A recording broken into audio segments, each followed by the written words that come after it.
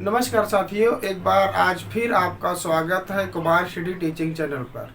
इसके पहले हम लोग इतिहास की कुछ टॉपिक पर वीडियो बना चुके हैं, जैसे सिंधु सभ्यता, प्रागैतिहासिक काल, पूर्व पाषाण काल, मध्य पाषाण काल, नव पाषाण काल। आज का हमारा महत्वपूर्ण जो टॉपिक है वो वैदिक सभ्यता है। वैदिक सभ्यता के बारे में आज हम डिटेल में बात करेंगे। वैदिक सभ्यता का समय काल तथा जीवन काल तथा वैदिक सभ्यता के कितने भाग हैं और उन भागों की किस तरह से व्याख्या की गई। ठीक है, सबसे पहले हम देखेंगे वैदिक सभ्यता। जो वैदिक सभ्यता का जो देखिए, इसका समय ना अलग अलग बुकों में अलग अलग जगह पे दिया जाता है, लेकिन जो साधारणतः जो इसका समय माना गया है वो इसका साधारणतः समय कितना माना गया है, 1500 से 600 ईसा पूर्व टोटल माना गया है। ये 1000 लिखा है, 1000 नहीं होना चाहिए, यहाँ पे 600 होना चाहिए। वैदिक सभ्यता 600 ईसा पूर्व तक होना चाहिए। वैदिक सभ्यता का समय जो है 600 ईसा पूर्व माना गया है। इसमें वैदिक सभ्यता में पूर्व वैदिक काल, जो पूर्व वैदिक काल या ऋग वैदिक काल है, इसका समय 1500 से 1000 ईसा पूर्व, 1500 से 1000 ईसा पूर्व तथा उत्तर वैदिक काल को 1000 से 600 ईसा पूर्व माना गया है। मतलब वैदिक काल को दो भागों में बांटा गया है। पहला है ऋग वैदिक काल और दूसरा है उत्तर वैदिक काल। दो भागों में बांटा गया है। ठीक है ना, ये वैदिक काल के दो भाग हो गए। अब इसमें हम देखेंगे कि ऋग वैदिक काल में इसके जीवनचर्या कैसी थी। सबसे पहले ऋग वैदिक काल में ज्यादा, ऋग वैदिक काल का मतलब है कि जिस वेद में मतलब ऋग वेद से संबंधित बातें कही गई हैं उसे ऋग वैदिक काल कहते हैं। ठीक है ना, वेदों से संबंधित बातें की गई। इसके पहले जो होता है सिंधु सभ्यता होता है। सिंधु सभ्यता के विनाश के बाद से ही ऋग वैदिक सभ्यता या वैदिक सभ्यता शुरुआत होती है। ठीक, इसमें सबसे पहले है ऋग्वेद। ऋग्वेद में इसमें टोटल मंत्रों की संख्या 10,600 मंत्र है, 1028 सूक्त है तथा 10 मंडल। ये महत्वपूर्ण है कि ऋग्वेद में कितने मंडलों की संख्या है, 10 मंडलों की संख्या है। 10 मंडलों की संख्या है। इसमें सभी मंडलों में कहीं न कहीं कुछ बातें कही गई हैं। जैसे इसमें आप देखेंगे चौथे मंडल में, जो चौथा मंडल है, इसमें कृषि से संबंधित बातें की गई हैं कि जो कृषि के लिए जो बातें कही है चौथे मंडल कहा गया। ठीक है ना।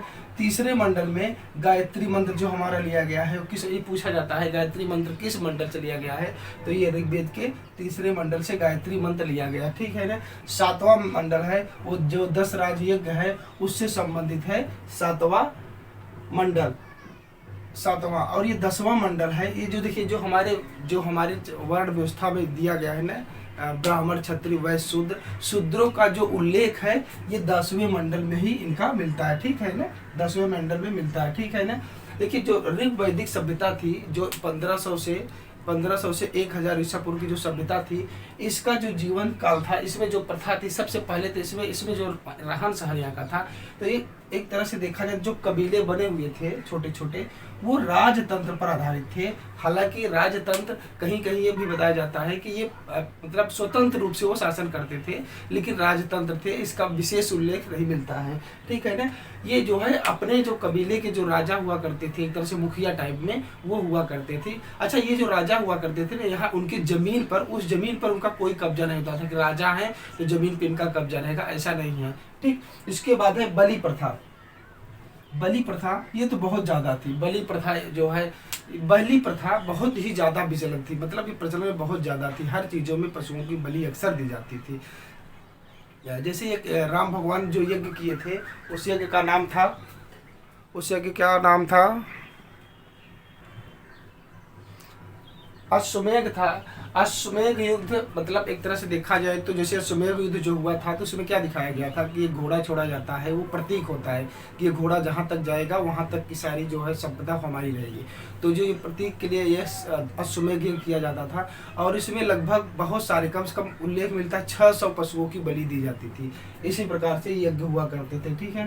देखिए राजा भूमि का स्वामी नहीं था, मतलब राजा जो होता है, जो समय राजा होते थे वो राजा, या तो फिर कहीं कहीं इसका मिलता है कि राजतंत्र प्रथा किसी कबीले में प्रचलित थी, लेकिन ये राजतंत्र जो थे, ये राजा जो होते थे, भूमि पर इनका कोई अधिकार नहीं होता था। ये राजा है तो भूमि पर अधिकार करेंगे। ठीक है ना।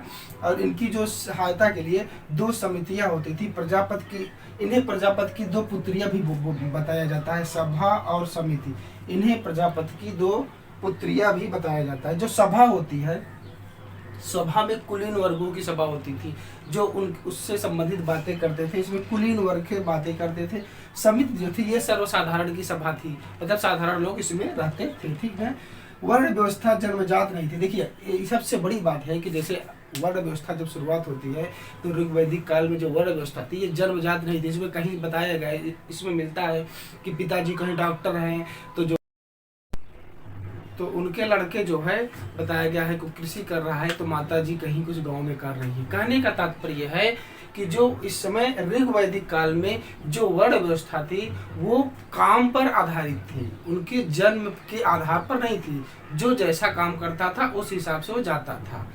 लेकिन ये आगे चल के क्या होता है कि ये जन्म के आधार पे हो जाती है कि अगर कोई क्षत्रिय वर्ण का है तो वह जो है चाहे जैसा काम करे वो क्षत्रिय में ही रहेगा। और एक चीज और, जो वर्ण व्यवस्था का जो प्रचलन था, वर्ण व्यवस्था का जो प्रचलन था, ये पहले वर्ण जाति से नहीं लिया जाता था, वर्ण रंग के रूप लिया जाता था, जैसे कि काले सांवले। लेकिन ये चल के उसमें प्रचलित रूप में फिर वर्ण व्यवस्था ने जो है जातियों का रूप ले लिया, ऐसा भी मिलता है उल्लेख, ठीक है ना। ये सभा समिति और उसकी वर्ण व्यवस्था जन्मजात नहीं थी, बता दिया हूँ मैंने। और हाँ एक चीज और, उनके भोज्य पदार्थ में नमक का उल्लेख भी नहीं मिलता है, ठीक है ना। पशुपालन व्यवस्था थी, जो इनके पशुपालन थी, पशुओं में जैसे है, पशुओं में इनके कई प्रकार के पशु थे, जैसे घोड़ा था, कुत्ता था, इस प्रकार से पशु व्यवस्था थी। लेकिन इन्हें सबसे पहले जो फसल लगाई थी वो जौ थी, जौ जो है इनको फसल पाला था, ये ऐसा भी उल्लेख मिलता है, ठीक है। इसके बाद है पशुपालन। उसके बाद देखिए पशुपालन है नहीं, गाय बैल बकरी कुत्ता घोड़ा, ये इनके पालतू जानवर थे। लेकिन हाँ हाथी का इसमें उल्लेख नहीं मिलता है। ऋग्वैदिक कालीन आर्यों के जीवन में हाथी का उल्लेख नहीं मिलता है ना। देखिए उस समय के जो प्रमुख देवता थे इंद्र ही थे, जो प्रमुख देवता थे इंद्र थे। ये ऋग्वैदिक काल में प्रमुख देवता इंद्र थे, यही उत्तर वैदिक काल में आते आते इंद्र का स्थान गौण हो जाएगा। ऋग प्रमुख देवता इंद्र थे।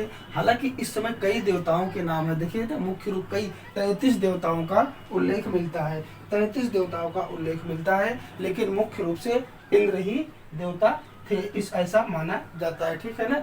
उसके बाद आर्यों के प्राचीन देवता थे, उन्हें देव या घोष भी बोला जाता है, ये इनके प्राचीन देवता थे ना। अच्छा एक यंत्र उस समय जो है ऋग्वैदिक काल में एक यंत्र का उल्लेख मतलब पूछा जाता है कि दुमदुभी कैसा यंत्र है या किस में प्रयोग होता था। दुमदुभी ये ना युद्ध का यंत्र था, युद्ध के समय जो बजाया जाने वाला यंत्र था वो दुमदुभी था। एक अनाजों में जौ ही था, ये बता दिया हूँ, ठीक है ना। ये निष्क जो होता है, निष्क मतलब होता है गले का हार होता है, जो गले में पहना जाता था, ये हार होता है। यही जो निष्क शब्द है गले का पहले हार में प्रयोग होता था, ये आगे चल के फिर ये किसके सिक्कों में बदल जाता है, यही निष्क नामक एक सिक्का भी चलता है, ठीक है। ऋग्वेद की रचना ये बताया, ये है सरस्वती नदी के किनारे की गई है, ठीक। वेदों की संख्या 4 पता है, ऋग्वेद यजुर्वेद सामवेद अथर्ववेद, 4 वेदों की संख्या 4 बताई गई है। वर्ण व्यवस्था कर्म पर आधारित थी, देख बताया मैंने कि जो वर्ण व्यवस्था थी, वर्ण व्यवस्था कर्म की जात पर नहीं थी। ये पहले ऋग्वैदिक काल में वर्ण व्यवस्था उनके जातियों पर बिल्कुल नहीं थी, जो जैसा काम करेगा उसी वर्ण व्यवस्था के अंतर्गत आएगा। ये तो समय परिवर्तन और आगे चल के कर्म पर हो गई, ठीक है ना।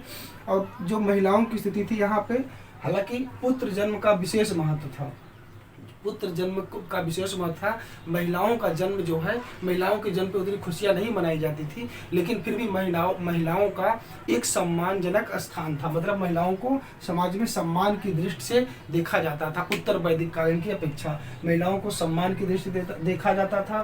पुत्र जन्म का विशेष महत्व था, पुत्र के जन्म के समय विशेष उत्सव मनाए जाते थे। अच्छा इस ऋग्वैदिक काल में पूजा पाठ या मतलब व्रत रखने की प्रथा भी प्रचलित थी, लेकिन उसमें का व्रत ऐसा नहीं था, मतलब एक भौतिक जीवन पर आधारित था। मतलब कि जैसे मुझे गायों की संख्या जो रखता था, गायों की संख्या मिल जाए, ठीक, अधिक अनाज पैदा कर सके, बस यही तक सीमित था। ये ऐसा नहीं था कि व्रत रख रहे हैं तो एक विशेष मतलब आने वाले भविष्य के लिए हमें अच्छा ऐसा कुछ मिल सके, भविष्य के लिए नहीं रखा जाता था, ऐसा मिलता है, ठीक। जो प्रमुख देवता थे, जैसे पृथ्वी के देवता अग्नि को माना जाता था, अंतरिक्ष के देवता इंद्र को माना जाता था, अंतरिक्ष के देवता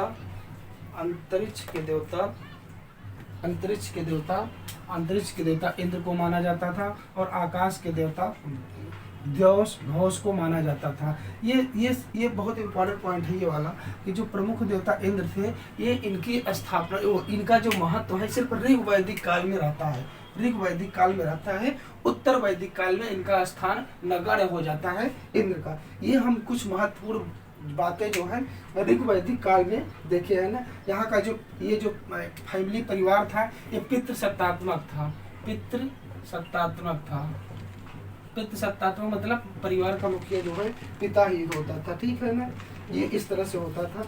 महिलाओं को विवाह के लिए जो है, जो विवाह प्रथा इस समय थी, विवाह प्रथा भी कुछ इस तरह से थे कि मतलब कहीं न कहीं जैसे कबीले जो हुआ करते थे, तो अंतर जाति मतलब दूसरों कबीलों में विवाह तो होता था, लेकिन एक जातियों का एक दायरा रहता था कि जैसे कुछ जातियां हैं तो उसमें विवाह नहीं करती थी, बाकी अंतर जाति विवाह प्रचलित था। महिलाओं को अपने इच्छा अनुसार पति चुनने की भी इच्छा थी, वो खुद से पति चुन सकती थी ना। अच्छा, इसमें एक से महत्वपूर्ण कपड़ा जो होता था, इनका पहनने का जो वस्त्र होता था, पहनने का जो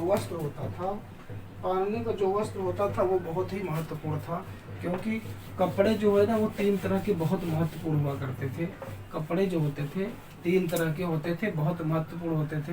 पहला, दूसरा, तीसरा। पहले का नाम है नीवी, दूसरे का नाम नीवी, वास, अधिवास, ठीक। ये 3 कपड़े महत्व। नीवी का मतलब हुआ था जो पैर के नीचे पहना जाए, नीवी हो गया। ये पैर के ऊपर जैसे जो कमर साइड पहना जाए, नीवी वास हो गया। अधिवास एक दुपट्टे की तरह का कपड़ा होता है, जैसे ऊपर से दुपट्टे या जो ऊपर से कपड़ा पहना जाता था, ये पूछा जाता है। ये इंपॉर्टेंट यही है कि जो कपड़े प्रचलित थे उनका नाम क्या था, नीवी, वास और अधिवास। ये 3 महत्वपूर्ण जो है ऋग वैदिक कालीन आर्यों की कपड़े थे। इनको लोहे का ज्ञान नहीं था, खेती के लिए या युद्ध के लिए इनके पास लोहा नहीं था, जिसकी वजह से खेती और युद्ध दोनों में समस्याएं होती थी। यही उत्तर वैदिक कालीन में लोहे का ज्ञान होता है और खेती।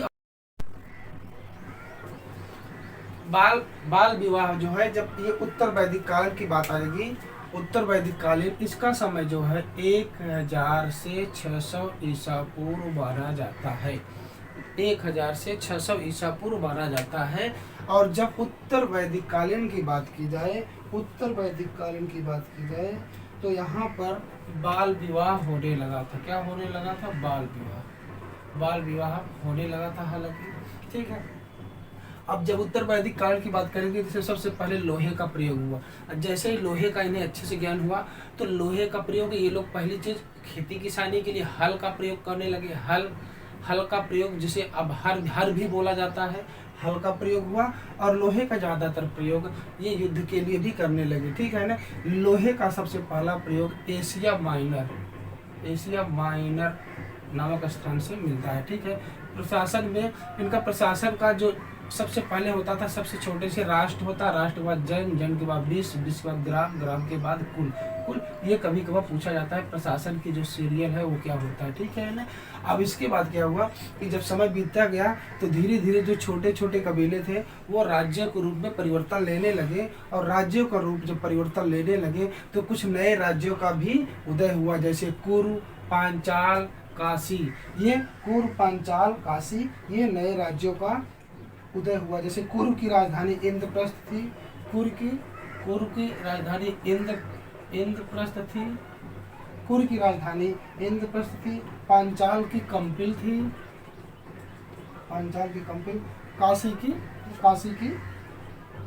काशी की वरुणावती। तो ये नए नए राज्य बने। उसके बाद अथर्ववेद, जो नहर है, खेती किसानी के लिए नहर चाहिए, तो सबसे पहले नहरों का जो प्रयोग या नहरों का उल्लेख सबसे पहले अथर्ववेद में, नहरों का उल्लेख कहाँ मिलता है? अथर्ववेद में मिलता है ना। कृषि के देवता, ये इम्पोर्टेंट क्वेश्चन है, जो कृषि का देवता है उसे क्या? पृथ्वीवन्यु ये कृषि के देवता माने जाते हैं। और बताते हैं कि जो मनु जो माने जाते हैं, इन्होंने बताया कि मनु जो है ये बताते हैं कि राजा दशरथ खुद जो है हल चलाते हुए उनका उल्लेख मिलता है ना। तो चावल का उल्लेख है, ये हस्तिनापुर और अतरंजी खेड़ा से मिलता है चावल का उल्लेख, ठीक है ना। कठोपनिषद से 24 बैलों का मतलब खेती के लिए 24 बैलों का उल्लेख मिलता है ना। माप की इकाई, सबसे छोटी इकाई रत्ती होती थी। रत्ती देखिए क्या होता है, जैसे रत्ती क्या सबसे छोटी इकाई, जैसे अभी बोला जाता है मैं तुम्हें रत्ती भर नहीं दूंगा, रत्ती मतलब सबसे छोटी इकाई जो होती थी वो रत्ती होती थी। ठीक, जाति का निर्धारण जो सब किया था वो बौधायन ने जाति का निर्धारण किया। ठीक है ना। जबलोपनिषद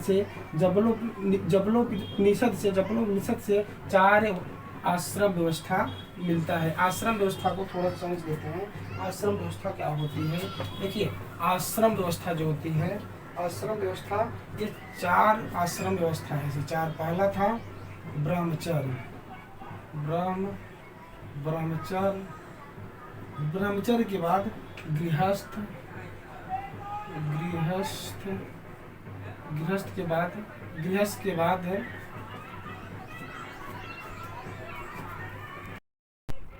गृहस्थ, इसके बाद है सन्यास, नहीं इसके बाद है वानप्रस्थ, इसके बाद सन्यास।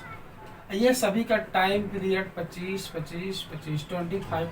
कहने मतलब है कि जो एक आदमी की उम्र साधारणतः 100 वर्ष मानी जाती थी। पहले प्रथम 25 वर्षों में वो विद्या अध्ययन करेगा, शिक्षा लेगा, उसके बाद घर गृहस्थी अपना करेगा, जीवन मतलब घर में रहकर जीवन यापन करेगा। उसके बाद उसे जो है घर से बाहर निकल के वनों में जाके भिक्षाटन करना रहेगा। उसके बाद लास्ट के 25 जो समय है वो सन्यासियों का रूप में रह के करेगा। ये हमारा आश्रम व्यवस्था के अंतर्गत आता है। ठीक है ना। इसके बाद इसमें कुछ चीजें मुख्य और ले लेते हैं। जैसे अब जो फसल थी वो फसल क्या थी? जौ, चावल, गेहूं, उड़द, मूंग। जौ, चावल, उड़द, मूंग, ये इस समय जो है ये फसलें जो है अब इस समय से उत्तर वैदिक कालीन में उगाए जाने लगी थी। ठीक है ना। उसके बाद जाति का निर्धारण हो ही गया था। ठीक है। तो इस प्रकार से ये महत्वपूर्ण चीजें हैं। इसमें ज़्यादा से ज़्यादा जो महत्वपूर्ण चीज़ें थी हमने बता दिया है कि ऋग वैदिक कालीन और उत्तर वैदिक कालीन। जो वैदिक काल है, वैदिक काल को 2 भागों में बांटा गया। पहला था ऋग वैदिक, दूसरा उत्तर वैदिक कालीन। ऋग वैदिक कालीन में जब जो आर्यों का आगमन होता है तो उसमें कुछ चीज़ें बहुत चीज़ें पीछे रहती हैं, लेकिन जैसे उत्तर वैदिक कालीन की बात की जाए तो उसमें बहुत सारी चीज़ें आगे बढ़ जाती है। इसमें कुछ एक पॉइंट अभी छूटा है, उनके आगमन से संबंधित बातें हम थोड़ा सा उसको देख लेते हैं कि आगमन इनका कैसे हुआ था। इसमें एक महत्वपूर्ण ये भी बात है कि जो आर्यों का आगमन हुआ ये भारत में कहाँ से आए या कहाँ से इनकी उत्पत्ति हुई, कैसे हुई, इसमें विद्वानों ने सभी विद्वानों ने अपने अपने तरह से मत दिया है। ठीक है। लेकिन जो भी आर्य जहाँ से भी आए थे, जैसे भी थे, ये बहुत ही समझदार और सभ्य जाति थे।